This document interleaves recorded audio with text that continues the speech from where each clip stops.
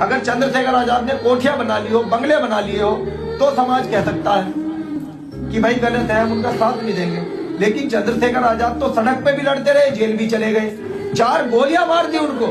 ये विधायक है, सांसद है, मंत्री है, मुख्यमंत्री, इनको तो कोई गोली नहीं मारता, क्योंकि चंद्रशेखर आजाद से खतरा है पूंजीपतियों को, अमीरों को। जिन लोगों के हाथ में देश की प्रदेश की व्यवस्था है, सत्ता है, वो लोग डरते हैं कि जब ये चंद्रशेखर आजाद इस समाज को इकट्ठा कर लेगा तो सत्ता परिवर्तन होगी, और अगर उनके हाथ से सरकार चली गई तो उनके हाथ से सारे ठेके चले जाएंगे, सड़कों के, मकानों के, गलियों के, लाइटों के। कितने ठेके छूटते हैं इस देश में, ये सारे ठेके उनसे चले जाएंगे। फिर अपने समाज को भी फायदा मिलेगा, जो वंचित रह गए, जो गरीब रह गए, जो संसाधन विहीन समाज है। ये जमीनें आज जो दूसरे लोगों के पास 100 बीघे, 500 बीघे, 1000 बीघे है, ये सर पे उठा कर दिलाए कहीं से। ये जमीनें हम सबकी है।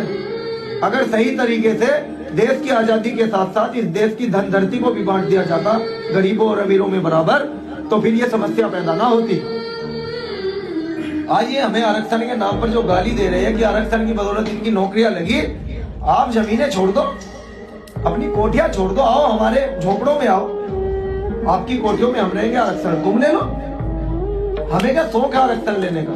जो बड़ी बड़ी, अगर चंद्रशेखर आजाद ने कोठियां बना ली हो, बंगले बना लिए हो, तो समाज कह सकता है कि भाई गलत है, हम उनका साथ नहीं देंगे।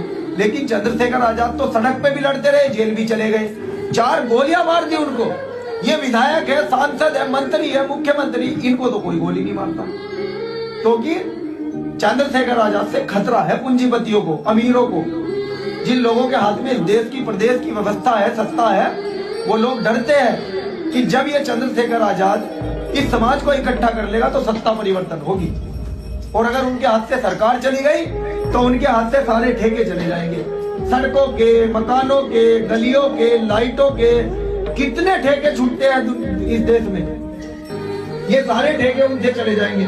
फिर अपने समाज को भी फायदा मिलेगा, जो वंचित रह गए, जो गरीब रह गए, जो संसाधन विहीन समाज है। ये जमीनें आज जो दूसरे लोगों के पास 100 बीघे, 500 बीघे, 1000 बीघे है, ये सर पे उठा कर दिलाए कहीं से। ये जमीनें हम सबकी है। अगर सही तरीके से देश की आजादी के साथ साथ इस देश की धन धरती को भी बांट दिया जाता गरीबों और अमीरों में बराबर, तो फिर ये समस्या पैदा ना होती। आज ये हमें आरक्षण के नाम पर जो गाली दे रहे हैं कि आरक्षण की बदौलत इनकी नौकरियां लगी, आप जमीनें छोड़ दो, अपनी कोठियां छोड़ दो, आओ हमारे झोपड़ों में आओ, आपकी कोठियों